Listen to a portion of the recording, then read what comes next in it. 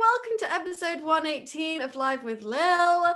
Here are my esteemed guests. I'm so excited. We have Ken Fuller, head of sound, and ADRIAN PASDAR, General Talbot on Agents of S.H.I.E.L.D., and then also a million other things.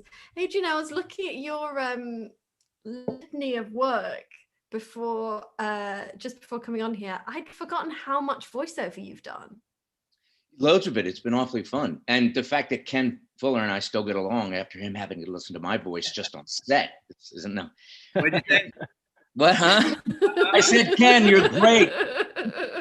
Yeah. You're the best. It's so great that Ken just can't hear very well. That's why he's lasted so long in the business.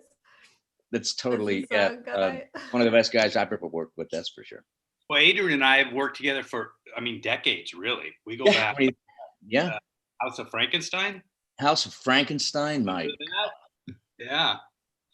And that was on stage 25 at Universal, remember? That was a minute ago. Yeah. Oh my gosh. And I thought hair. Yeah. Somebody stole your hair. That did that. Right, I'm gonna press play on this episode because otherwise I'll just chat and giggle to you all. Zach is gonna be monitoring the chat, so if you guys have questions, I'm on it in the chat, and he's gonna be on it. Right, I'm gonna get better at my clock this week. Right, let me see how it goes. So, are you watching it too, Ken, or no? I'm on Netflix, but I'm not sure where to find it. Okay, so you just type in Agents of S.H.I.E.L.D. Is it still on Netflix? Yeah, okay. Search for Agents of S.H.I.E.L.D.? Yeah. Okay. Although, is it only on Disney Plus? I know in the UK where I am, it's only on Disney Plus right now. Oh, okay. Chat's going to tell us. I mean, now it's giving me all the episodes to choose from. Oh no, right. So you go to season 1, episode 18, titled Providence. Yeah, I see it. It's a great episode. Right. So then we'll I can recite all my lines to you. Oh my gosh, did you press play already, Ken? Whoops. Oh my gosh. All right. I'm gonna press play now. Nothing's changed. 3, 2, 1, go. Go. Oh my gosh, I got the clock going as well. Oh, phew. Right, now I can relax. Now we're going. Is this clock the right way around still? It looks backwards to me. Yeah, it's going. Oh my gosh, we did it. Ah, okay, good. So, right, carry on. I thought you guys worked together on Heroes and that was it. There was the stuff before Heroes? Yeah. Yeah. We have 3. A big miniseries for NBC. Yeah, that's right. That's right. Yeah. Were you head of sound then as well, Ken? I was. I've been doing this since film was invented. Yeah. Elizabeth, he was born head of sound, okay? I'm sorry. Born at his mixer board. It was very difficult on my mom. Comes up, warms up the hand. Exactly. Can you describe what you do? Because I'm not sure I even know. I mean, I know what you do, but can you just describe the department and maybe a bit about how you got into it and just, the magic that you do? The job title is production sound mixer. And on any television show, there's usually 3 or 4 different mixers. There's one production mixer and there's 2 or 3 post-production mixers. I, as a production mixer, are on the set with my crew, usually a crew of 3 or 4 guys. And we're primarily responsible for recording all the on-set production dialogue, everything you guys say to each other. We try to get it as clean as possible, try to lower the background noises, lower the footsteps are a problem for us, try to get you guys to speak up a little bit. Those people with pesky accents to kind of Americanize their speech so that the audience on the day when they're watching it can understand all the words. Because nothing more irritating than sitting there and watching a beautiful show and having to work your clicker because it's too loud or it's too quiet. You don't what did he say? And then you got to rewind it. And then your wife is mad at you for doing that. So we got to get it as clear as possible. And then I turn it over to the post-production mixers who add the music and the effects and the explosions. In the case of our show, a lot of explosions. I have a crew, like I said, of 3 or 4 people, depending on the size of the show. I'm very, very fortunate to have some of the best in the business. I've had the same people with me for in some case 20 years. And I have Tommy too.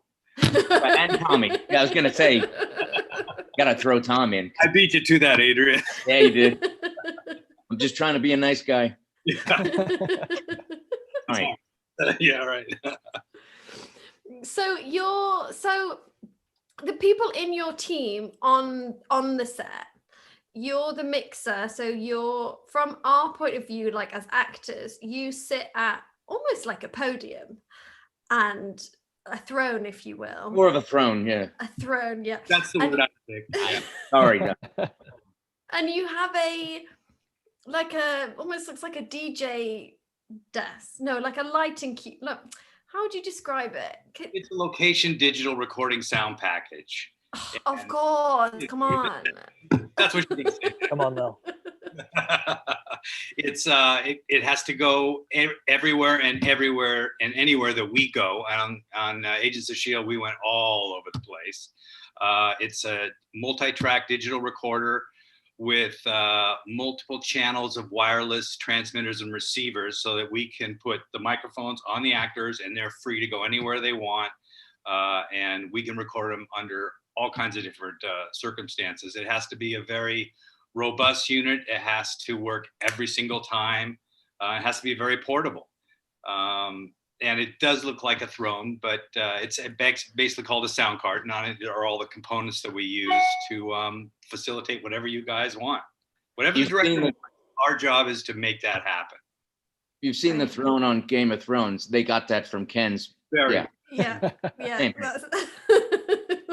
So Adrian, can you talk through, as an actor, when you arrive on set, through the miking process? Because it's we have, as actors, we have mic packs on us at all times, and unless we try and unplug them because we want to say something sneaky, we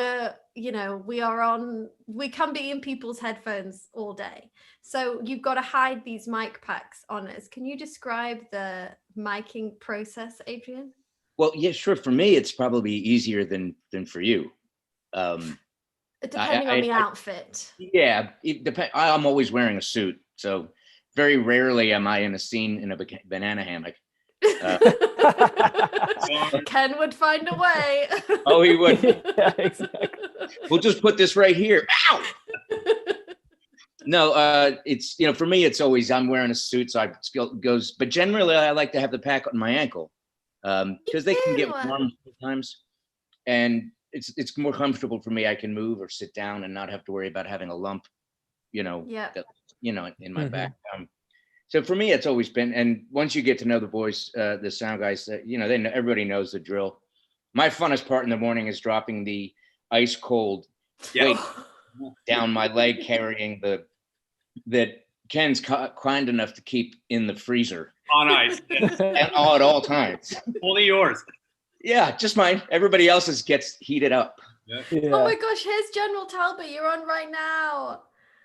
What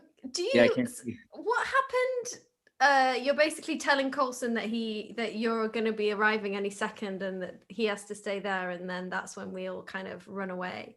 Right. The famous Talbot mustache is filling up my screen. Famous fake mustache, right? Yes, this is round one of the mustache. Oh my goodness! It was. I was sitting in the makeup trailer just before we get to the sound guys, and I said, "This mustache isn't working." It looked like I had a caterpillar going across my face. And because your face is symmetrical. Mine is all over the place like a Picasso. So one side could be even and the other side go like this. And all the producers, Loeb and everybody, Mo came down, and they're looking at it, and they're looking at me in the makeup chair going,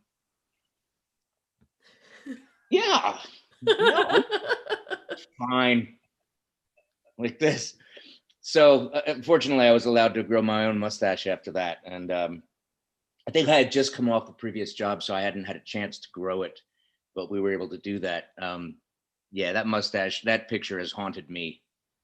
you know, the conventions and stuff that we have to do. Yeah, right? and then you get that picture every time. Yeah, and then I'll get there and the promoter will have a picture of 1,000 stack of me with that thing going off my and the producers assured me nobody would ever see it. It'll never get on the interweb. Yeah, well, Oh live. God, that's always the way, isn't it? When you go, oh, brilliant. Yes, I always just sign over the bits that I don't like. So there's so many Right. pictures of my face out there with like, hi, Sarah. Right. Like over the whole thing. Yeah, it's just always over the mustache for you. Right. Yeah. I mean, I couldn't get around it. I had to laugh through it, you know, otherwise It looks good though, but I remember that day because we were all like, it looks great, you know, amazing. And then we're like, it's gonna be, you know, how big are you gonna be in the screen really? And then the scene is you on this huge screen. Right.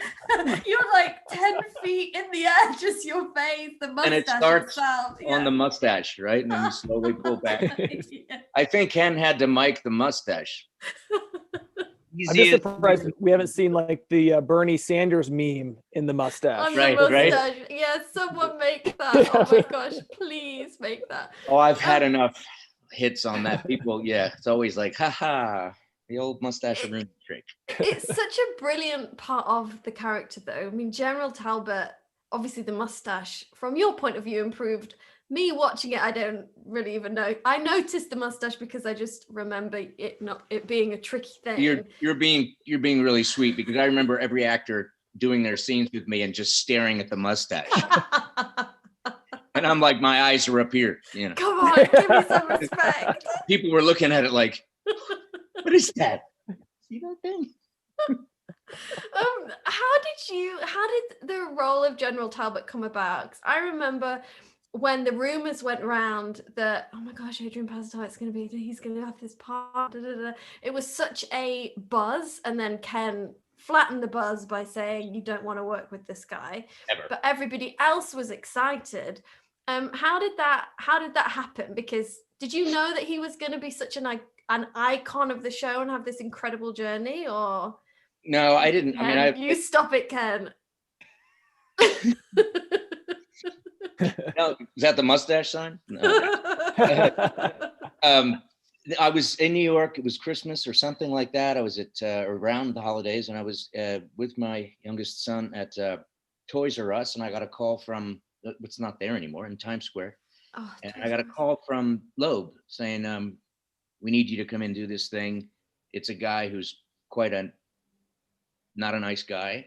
It's his way or the highway, and we couldn't thought of anybody better to do it than you." And I was like, well, "That's a backhanded thank you."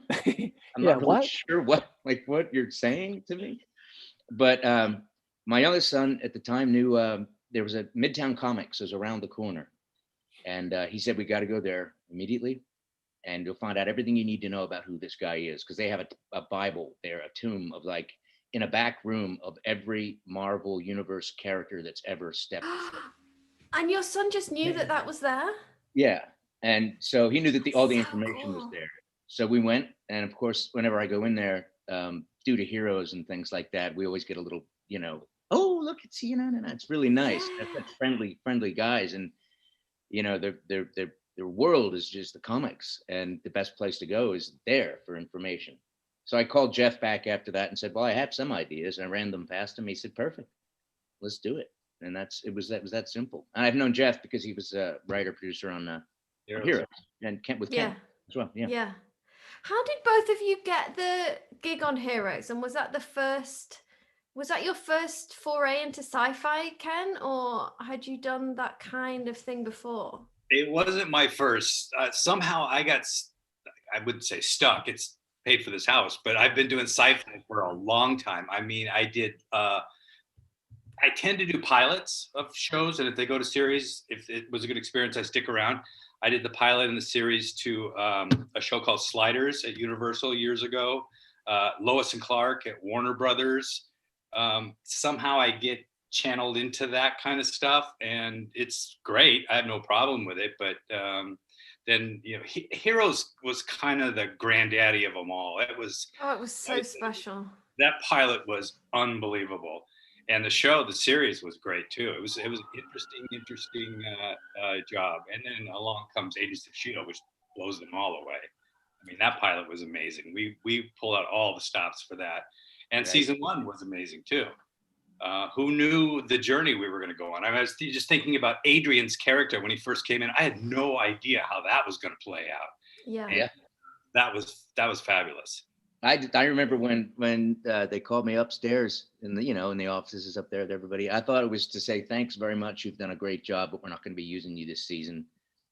And it was quite the opposite. It was this is going to happen this season. You can't tell anybody. And I was like, I walked out of there on my feet, just going, they're not even touching the ground. I was so, you get, how you feel when you get told something you don't expect that way, especially when it's work related. Yeah, totally.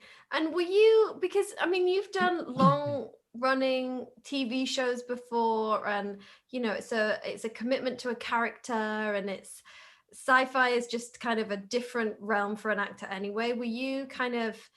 Was there any part of you that started this going, I want to do just a couple episodes and I don't want to be tied down? Or well, they promised me Ken wasn't going to be there the whole show.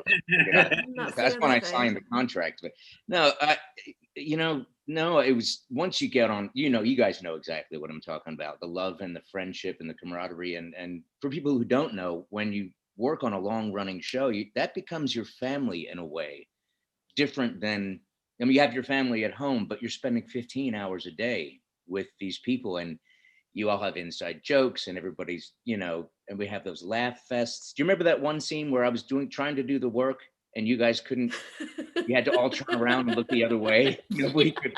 One scene. Yeah, I know. Well, thanks, Ken. I think Clark actually put a bag over his head, because he just couldn't stop laughing. But there was so much. So I think I'm not quite sure how do I put this? When I heard that you were coming on the show, I felt like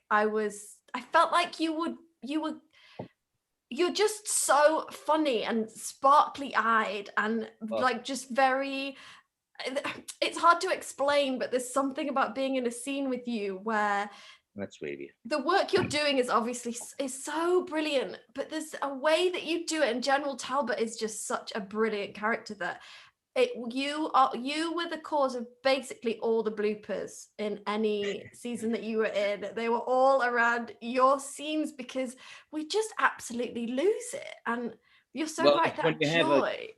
That's so sweet of you. You guys were the best, and you made it so. It wouldn't have made any sense if you guys hadn't had that sense of, the whole cast, the whole crew, everybody. It was just, you have a guy who's dead serious about his stuff, but he's also sort of a buffoon of a, he's Laurel and Hardy mixed into one. Yeah. He's his own straight man, and he doesn't even know it half the time. Yes. And then you throw Clark and you and Ian and the whole gang into the mix, and you're also very serious. And here comes this guy in a blue suit with a funny mustache. Oh my gosh, and he was so he's brilliant. And you had such a strong character from the start. It was written so well. That's that's the key. It was so funny. I'm getting a lot of questions from the chat. Elise in particular, just asking about, was there anything that was your favorite aspect or character trait of Talbot that you just enjoyed or you leaned into? Was there anything in particular?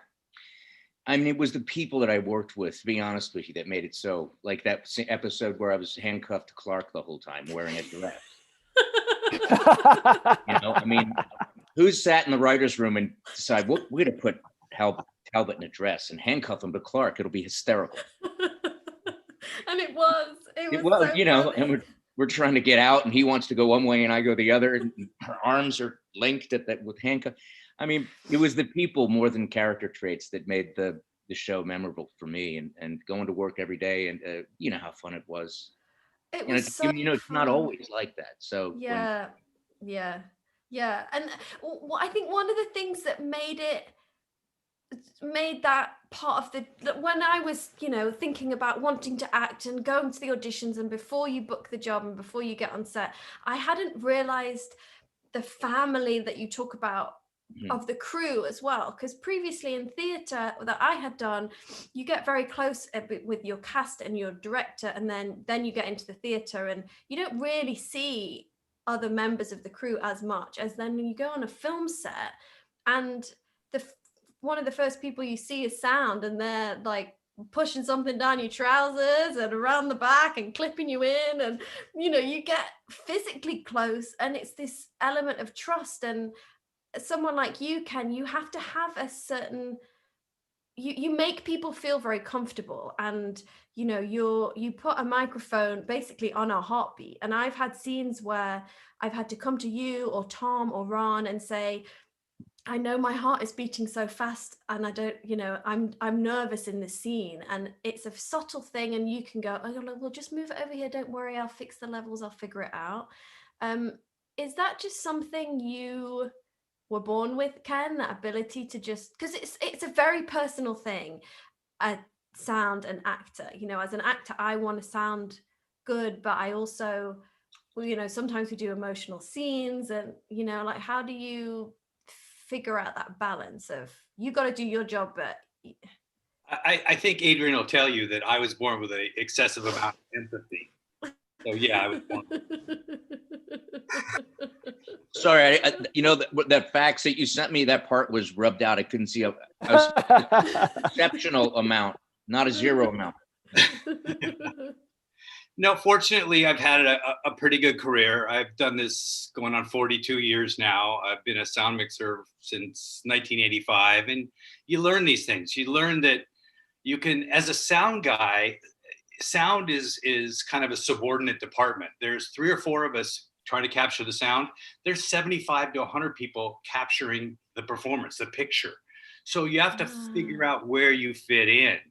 If you're going to lead with your ego, you're not going to last. You've got to find a way to do the job and assert yourself, but at the same time, make people feel comfortable around you. And it takes a while. Not everyone can do that.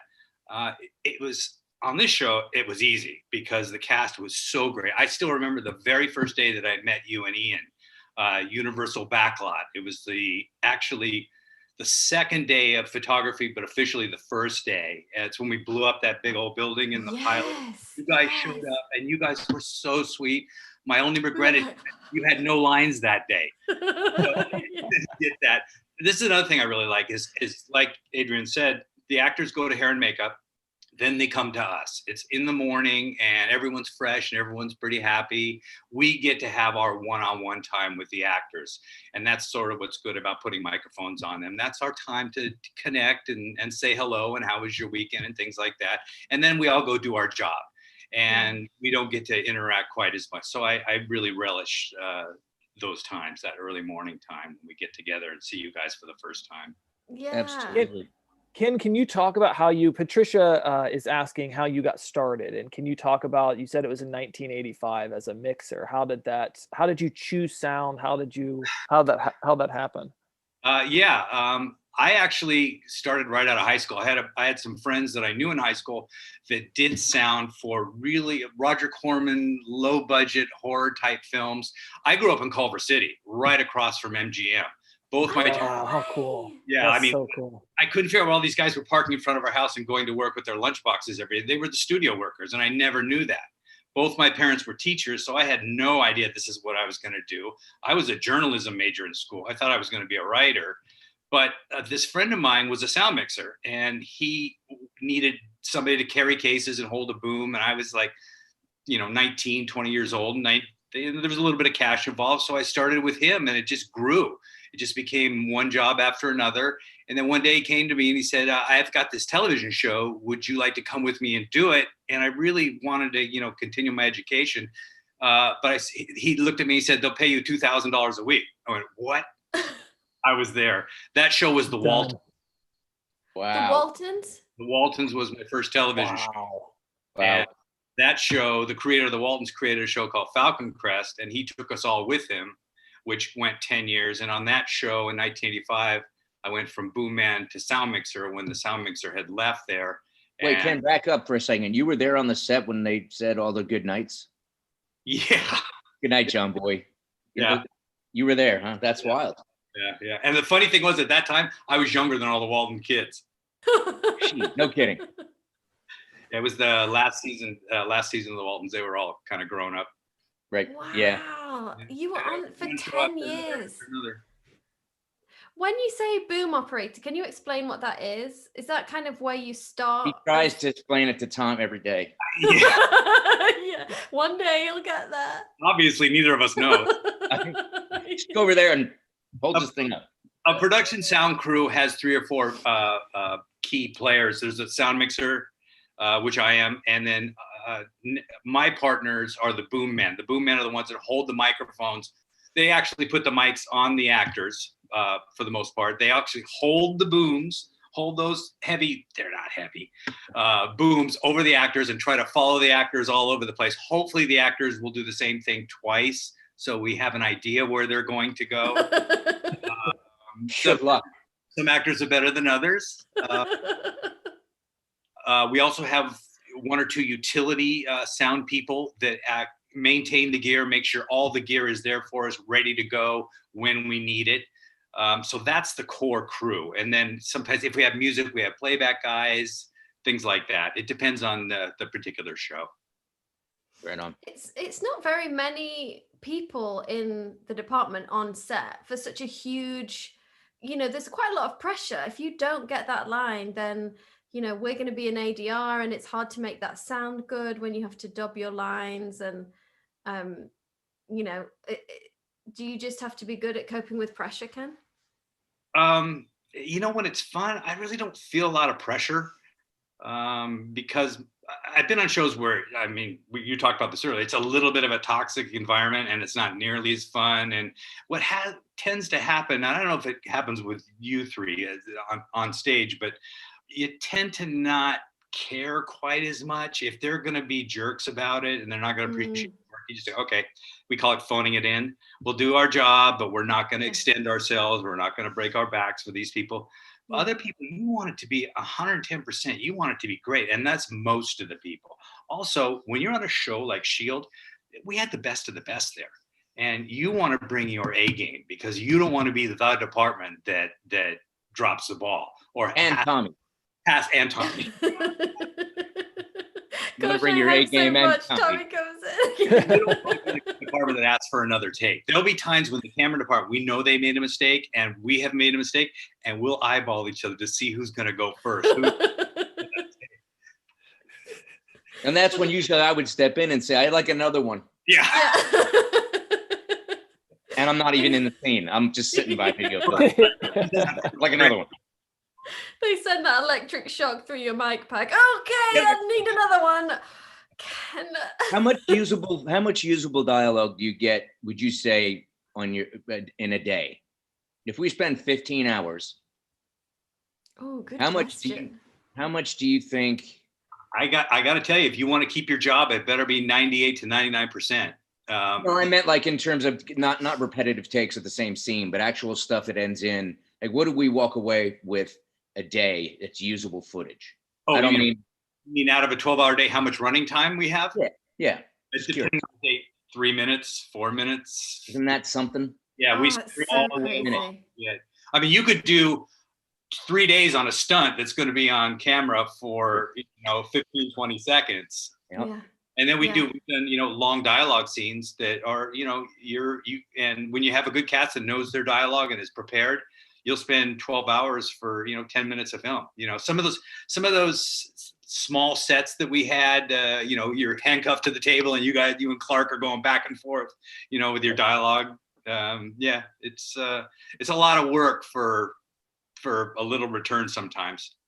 But people don't recognize, I think, what the level of work is in terms of tip for the end return. How much it takes to get the show done. Yeah. And that doesn't consider all the prep work. That's the thing. Like this, the prep is huge. Yeah. Do you you're not in prep, right, Ken? Because you have to be on set the whole time. So do you just? The only time I get to prep is the pilots, because we have a big ramp up, and I'm usually included in the preparation for that. Problem with once we start the series, I'm on set all the time, so I can't I can't involve myself in any of the prep. What I will do, and what most sound guys should do, is involve myself in the post-production. Because once the sound goes to the post-production mixers, I will go there on the weekend and hang with those guys. No way. See if they're getting what they need, if they can give me any suggestions on how to change things, and to learn. I learned so much from the post-production guys, what we can get away with on set. Sometimes there'll be an actor will be talking, there'll be a couple of noises, and instead of asking for another take because of those noises, well, I have learned from post that they can deal with those noises, so we don't have to expend another take. Right, and actors love that, because I mean, ADR is when we go in post-production and we'll redo a line if, you know, Ian clanked down his tool halfway through my line, say. Ian, am I right? And then I have to do it again. And they're just so hard. I quite like ADR because it's a bit of a challenge, but you'll never get the same performance as when you were in the moment with the other actors. There are actors that love ADR because they get another shot at their performance. I've been told that. Yeah. I love it. You said it's a challenge, but I look at it as an opportunity to make it even better. Yeah. You can sometimes, you're not That's as a good way. distracted in the moment. And if you're just working on syncing your dialogue to your, you know, lip flapping, it can be fun. I mean, it can be, and especially when you nail it. And then there's those moments in ADR that should be simple. Yeah. You spend 15, 20 minutes trying to get like 2 words. And you just Yeah. Do you think that doing so much voiceover has helped with ADR? Yeah, the best experience I had though was I did Avengers Assemble for half a decade, and I was and you're Tony Stark in that, right? Yeah. Yeah, but when I was Iron Man, it was the best because I had a mask on. So I didn't have to. I would do ADR for my lines, but I didn't have to match anything because it was so great. That was fun. It was more challenging a cartoon as Tony Stark, but it does help being able to work with voice and understanding, you know, how you can modulate and how you can change inflection. Yeah, there's not a whole lot of actors that do both, you know, that are voiceover and what do you call it, live action. Yeah. How did you get into the biz? Me? Yeah. Well, I was in college. I got in a car accident, and I had to find another way to spend my days because I was learning to rehabilitate. And oh my God, no way! Worked in it's no big deal. I mean, it happens to loads of people, but I did it. But I was working in a repertory theater company and had an accident with a table saw, and I cut off part of my thumb. And they gave me, I think I got like $400 and something workman's comp for a year, which allowed me to pay for a $370 apartment in New York City. And then I had, you know, $30 left over for cheese and bread in a toaster oven to make grilled cheese sandwiches. And that was how I got to New York, and then ended up studying at Lee Strasberg. And it's, you know what, there's not one roadmap, as I'm sure you guys can, you know, it's everybody's story is different. Like it's not like going to be a doctor. Right. You go to school for this and then you do that and then you do this. Odds are this is going to happen if you're good at what you do. Yeah. With acting, it's such a crapshoot. You know, it depends on people that are hiring you, what you're fitting into. It's really depends on so many elements that aren't controllable by you. You know what I mean? Yeah. So you end up kind of you throw caution to the wind and just do your best. And if you land with a bunch of people often enough, the odds are you'll land with people like that again. Yeah. But it's so much luck of the draw in so many ways. Did you know you wanted to be an actor, or did you have the accident and that made you reevaluate what you wanted to do, or how did that? It was a combination. I wanted to be a cowboy, a doctor, a fighter pilot, an Air Force general. Superhero. Yeah, superhero. I wanted to do all those things, and I realized there's only one occupation that's going to allow me to do all that stuff. Oh, awesome. So I thought that'd be pretty cool, you know, to be able to pick and choose and do things that are, you know, of course it doesn't always make it sound pick and choose. Sometimes it picks and chooses you, but yeah, you know how it's just, I think it's a lot of good fortune and the blessings of working with good people that kind of make the road smoother, you know? And did you have you any look back and- inroads? Oh no, go on. Sorry? Go ahead. I was going to say, did you have any inroads in? Did you know anyone that did it? Does anyone in your family do it? What was No. it that made you think that? What planted that seed? Do you think? How did you? I remember, growing up and being influenced by some of the movies that I'd seen and thought, wow, these guys have such power in being quiet. And sometimes a scene that's really powerful is the ones that are, you're not, pushing it. You know what I'm saying? So that was attracting to me, to be in a career where I could be a part of something and not be solely responsible for its success or failure, like a team. I don't know. I didn't have anybody to point to at that young age, so I had to kind of figure it out on my own. I remember Woody Harrelson and I had the same agent. Somehow I got this agent.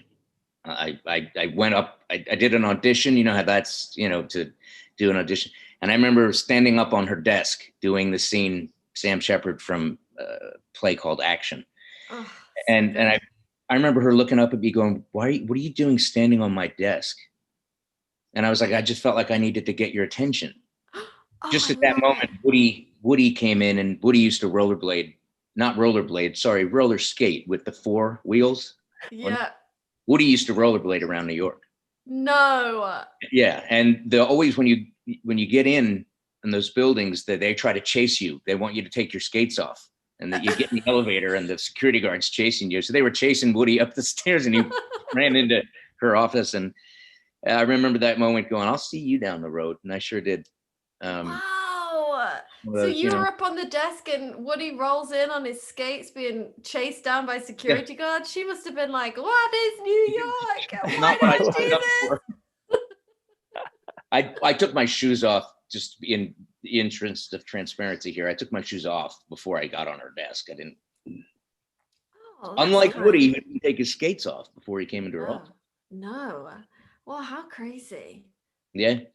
What were you going to say, Zach? I was just going to say, was there a specific role that you felt like either you knew it was for you, or that everything kind of changed, that you're like, yes, this is it, or there was a big leap in career? Like, when did that happen? And I had a lot of small progress initially, with some, in some big movies, small parts in big movies, big parts in smaller movies.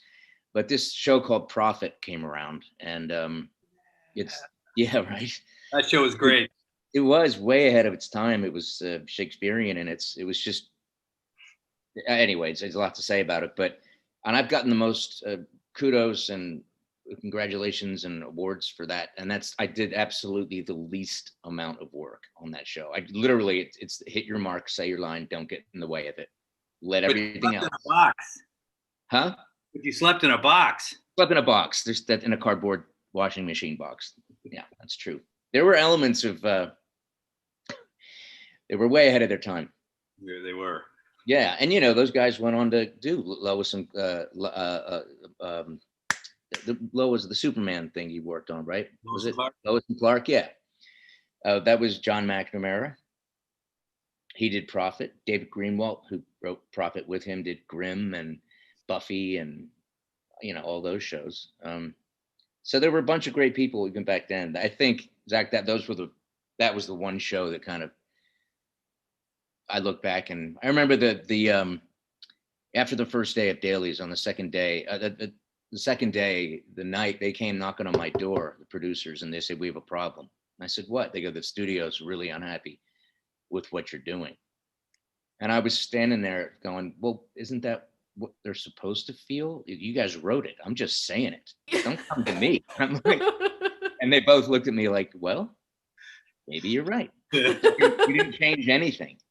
It didn't change a thing. They just kept going. And finally the studio came around, and the network too. They just kind of went, well, okay, you're onto something. Where does that confidence come from to just go? Because that is, there's so many cooks in the kitchen sometimes, especially on big shows. Where does that confidence come? Where did that come from in the moment where you could go, I didn't know. I'm doing my job. I didn't know I couldn't. That's where Wow, that's I good. was just kind of like, you know, I just answered them honestly. They're like, we have a problem. They don't like what you're doing. I go, well, then we're doing the right thing. What's the problem? Yeah. You know, and it was, it sounds like confidence and cockiness and arrogance and swagger, but it was really just a lack of intelligence on my part. I didn't have any more information. I was just responding to what they said, you know. But I think that's good though, right? And maybe you've been in situations like that, Ken, where you go at a certain point, it doesn't matter where you're at in the machine, you're paid to do your part of it. And so there is a thing about honesty, right? That if you went into prep for a pilot and they said, you know, you have to be able to know how you would do it. And if they disagree with it, at some point you got to go, well, let me do it and I'll show you that it's enough, right? Did you have to step into was that hard, stepping into a leadership role after kind of being, you know, the kid on the street that somebody said, hold this boom, I'll give you $2,000 a week? Yeah. I think what the challenge for me was, I was so young when I moved up to sound mixer that right. tough part was to walk up to a director who had been doing it for years and years and years and presenting my case with any kind of confidence and having them take me seriously. And it didn't always work. It took a while, but with repetitions, you know, you start to know how to do it and how to do your job better too.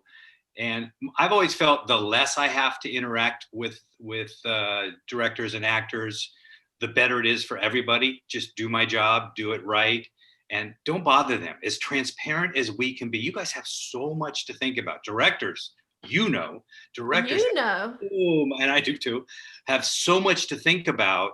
Everyone's asking them questions. I mean, there's a million things on their plate. You've been hired to be a professional, to come in and do your job. Do your job and do it in a way that you do not have to inflict yourself upon them. And at the end of the day, they're going to say, wow, I didn't even talk to the sound guy today and it sounded great. I mean, that's a win-win if you can do that. But there's so much confidence in that. I remember at the start of season 1, I would go home to Zach and say, oh my gosh, I don't know if I'm doing a good job. Should I probably go to the bosses and say, I know I messed up yesterday and you're probably thinking you want to fire me, but maybe don't fire me. I can do better than. And he said, no news is good news. Just exactly as you say, like, go to work, do your job, do your best, go home and hope for no news. And I think there's that you only learn, or at least I only learned that by, you know, doing it for a bit. And then you go, oh no, I should have confidence maybe in, you know, you don't need praise all the time, maybe. Yeah, sometimes being able to forgive yourself too for a day that didn't go as well as you wanted to, but knowing that you got another shot at it tomorrow. Yeah, Sometimes and everybody's power. Yeah. Oh, totally. And there's so many jobs on the set that most people are just thinking, oh man, I messed up that take and nobody else would notice. Or, you know, I mean, come on, Tommy messed up every take. Yeah, I mean, boom on the ground, dragging along, booming shot. Sleep while we're rolling. I would come on to work and go, Tommy, you're still here. It's a good day. Every day for 5 years, you said that. Every day. Tommy, here you are. Look at you. You go. You have a good day. No, he was one of the best. And Kenny, you assembled such you assembled such a great team. And those guys were such a huge part. Like you said, we'd come out of hair and makeup, out of wardrobe, and you guys are the first ones we see.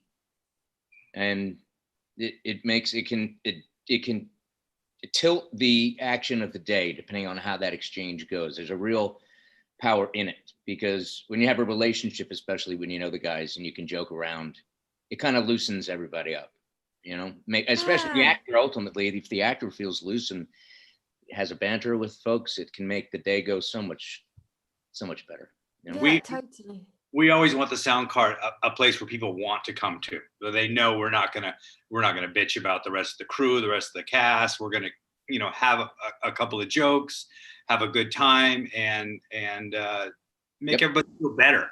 You know, you want to feel better when you've left this group. Absolutely, yeah. That's exactly what I'm saying, and we always did, without fail. Yeah, and there's so many. It's such a, you know, because when you have, the episode's finished. Ooh, hardly watched it. It was brilliant. Everyone was great. when you do hair and makeup, that's obviously a really, you know, a close relationship, but then you get touch-ups throughout the day, but with sound, you're kind of adjusting mics, and then as soon as you come in closer, the mats go down, and you have to be softer with your props, and it's a continuous dialogue between the sound department and actors as you go through, and everybody's trying to walk that line of how do we make this a great performance but equally be usable, because if this sound isn't usable, you're going to be in ADR. So it doesn't matter if you get the tear in the perfect place, you're going to have to redo this ADR unless you know, put that prop down softly. Or well, so I think, cool... Liz, you probably admit, I mean, you agree with this, that when you're on a show for a long time, and Ken, when the actor knows the sound mixer and the sound mixer knows the actor, that they can anticipate. Mm-hmm. So whether you're going to modulate up, you're going to talk louder, or you're going to kind of come down. And I think there's also a shorthand that comes into play, you know, which is priceless for the actor, because it's like you got somebody in the wings helping you be better and freeing you up, allowing you to do what it is you do. You know, it's nothing worse than laying down a scene. You think it's perfect, and the sound guy's over there going.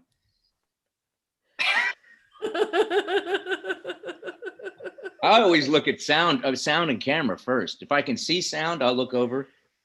And if they're not looking up, I know it's okay. Yeah. The minute you see eyeballs, you gotta go again. It's the same. I look at camera and sound before I look at the director, because the directors come and go. Yeah. Even though we have a stable, you know, I'm going to be here next week. You're not.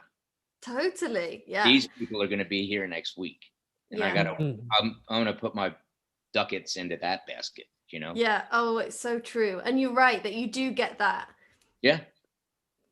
Language between everybody of, oh, that felt good, yeah, we're moving on. And then you get to know if it's a director that is unsure and they're going again, rather than it being a you thing, or, you know, it could be, you just get that, no, you're good, you did great, that was, you know, that was Tommy again, it wasn't you. Right. I just gave out the Zoom link. Poor Tommy. I just gave out the Zoom link in this, and this waiting. Tommy's built a career out of it. Come on, imagine that. He's not even plugged in. So now I invite people in to ask a question. I've just given out the Zoom link in the YouTube chat, and this waiting room has filled up faster than it has ever filled up. So people are clearly interested in what you want to say. I'm going to invite a couple people in to ask a question. In they come. And then at the end, we'll invite 100 people in, and we'll wave goodbye. So this is Adam. Hi, Adam. Oh, hey, Liz. Hey. We can't see you. Do you want us to see you? Oh, yeah, hold on. Okay, good? That's better. Yes. Oh my gosh, love the t-shirt. Oh, thanks. And the headset. Gosh, you're really showing us all. That's perfect for a sound guy. Come on. Ken, are you impressed? Very impressed. Do you have a question, Adam? Yeah, this is for Adrian. When you were joining for the first time ever, were you ever expecting to have a reoccurring role for over at least several seasons? You never know. I hadn't. The first couple of episodes, we just thought it might be a nice arc. But when you start having good things happen on the set and people respond to it, they tend to extend those arcs. But it's always nothing's ever guaranteed, and they want an exit door in case things don't work out. Especially with a character like Talbot, who's taken a lot of risks in terms of the tone of the show. So no, I didn't know. It was I was very fortunate to be able to work with the people I did. They made it so it wasn't just the work I turned in. I mean, as soon as you did your first scene, everybody was obsessed. I can just imagine the writer's room being like, oh my gosh, how do we get more of him? It was such a good comic relief that at the point that you came in, it all got quite serious and Hydra-like, and you know, espionage and like a lot of violence happening, and S.H.I.E.L.D. was destroyed, and then Glenn Talbot was just such a great comic relief, and then but you believed him too, and I don't know. And well, no, they took such liberties, and they would sit there and say things like, I mean, they had me reading a gardening magazine with tractors on it, right? In the beginning of one scene. And I started going, like making the noises of a tractor. You know, I was just goofing. I don't know if Kenny, you remember that, but Yeah. I was just goofing around, and that's how the scene starts. You know, so they would write things like, I would say things like, if you think I'm going to be on God's crusty green marble, well, you have another thing coming. And if you say it seriously, you got it. What did he say? What's he talking about? You know? So they had do you just approach a role and you're like, I'm just gonna go 1,000%. You know, I don't know how many episodes I'm in for. I'm just gonna go big or go home. Well, that's it. With a character like this, absolutely. But again, being in that pocket of the cast and the show made it so much easier. It was like I had such a tremendous safety net underneath me, Adam. You know, it was like I had there were so many people to turn to that if something started to slip, any one of the cast could have picked up the slack. Well, and you know that if you're gonna do a tractor sound effect, Ken is gonna get that for you. Oh yeah, Ken never He's gonna stopped make growing. that sound good. Thank you for your question, Adam. Thank you very much. Yeah, thanks, Adam. Have a good one. Feel free to stick around. I'm gonna invite Seren in. Let me know if I've said your name wrong. Seren.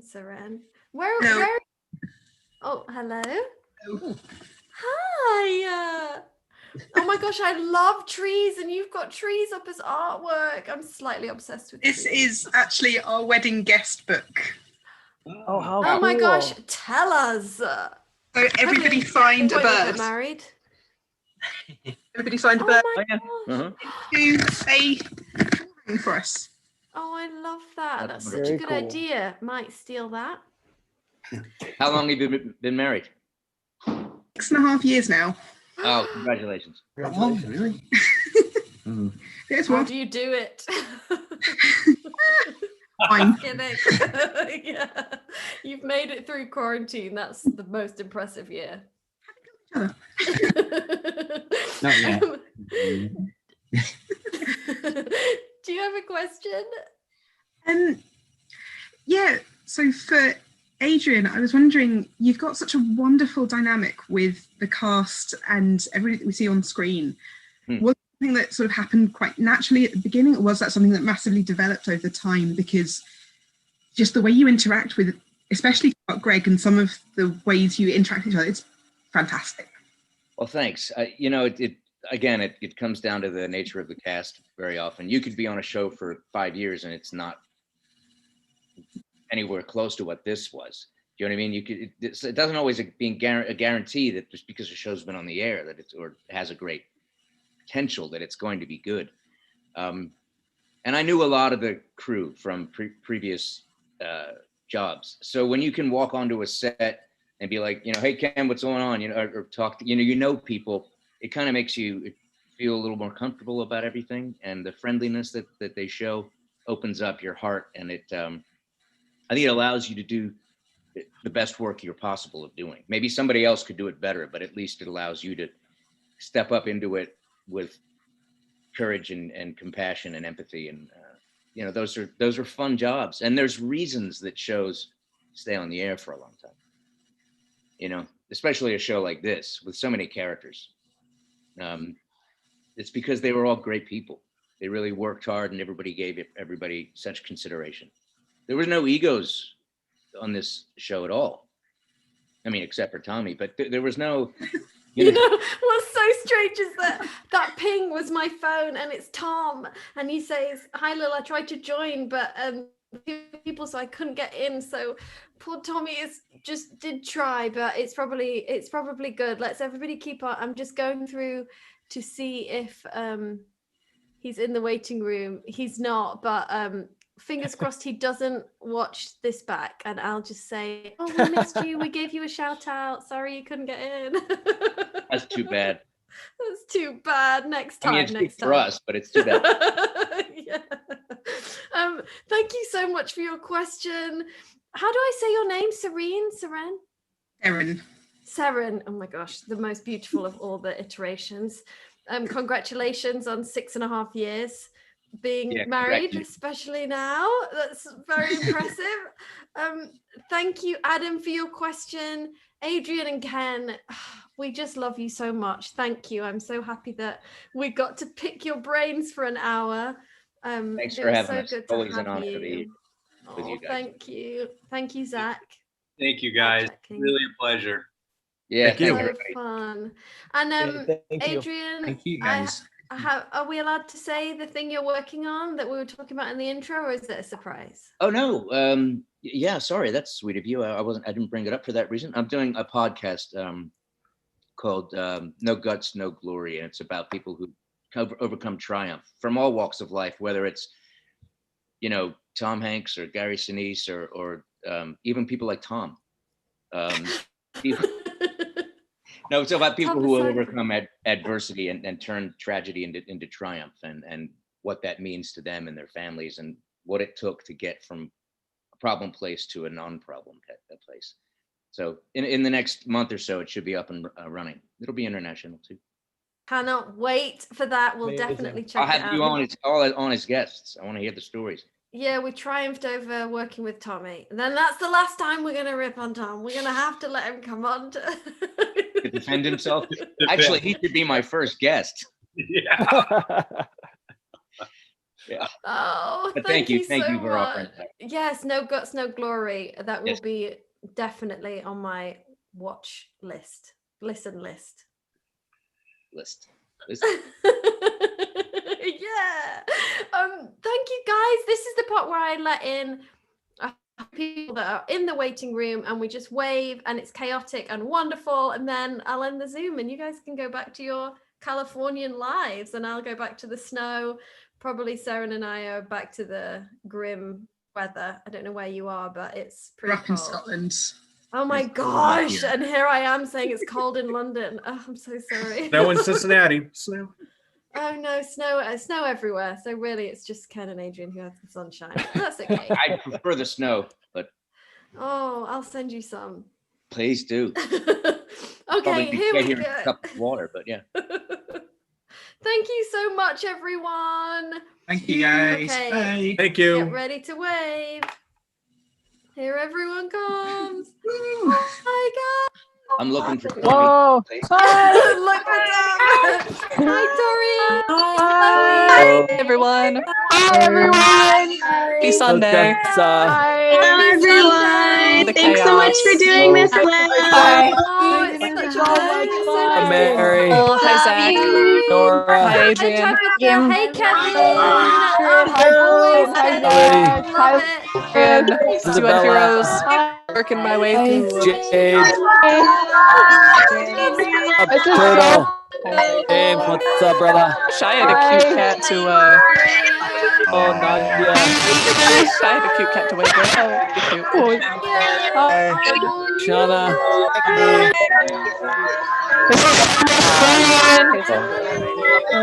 Guys, have a great week. I hope everyone has a great week. Sunday. Oh, the protection. Bye, guys.